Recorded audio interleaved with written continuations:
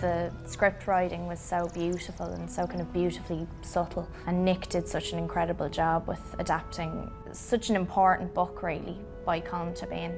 I had read the book and loved the novel, and Colm's story is so brilliant and delicately constructed and so unmelodramatic but so fantastically emotional.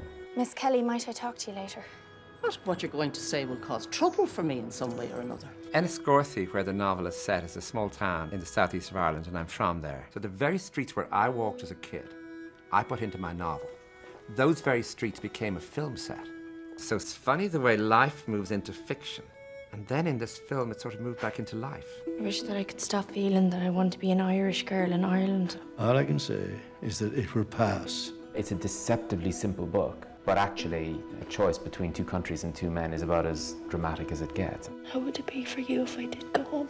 I'd be afraid.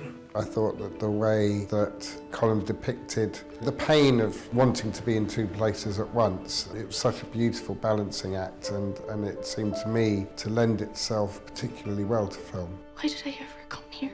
There were a lot of screenwriters that wanted to adapt it, but obviously we just worked with Nick on education, and there's layers to be added to it, which Nick is brilliant at doing, so it had a lot of opportunity for him to bring a lot to it. If you go back, I have nobody. It's a gloriously internal novel, which should make it a very difficult thing to adapt for the screen.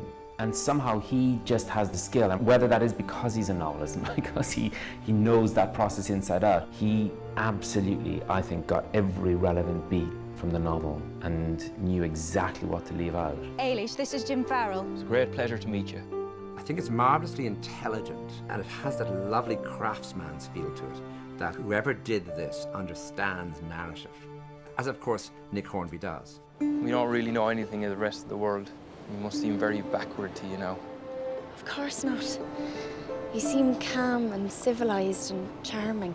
I loved it when Nick said he wanted to adapt it, because I felt that a lot of the things that are very poetic and quiet in the book needed to be dramatised, but needed to be dramatised by somebody with a very delicate and clever spirit. It quietly creeps up on you. But within that, we've also tried to work very hard to make sure that the character humour works exactly as it should. Ladies, please. I'd read the novel years ago when it came out, and I loved it. But it's terrible when you read a novel and then either you see a film, and it's very hard because nothing can compete with your own imagination. Ailish, from the look of you, you have greasy skin. What do you do about that?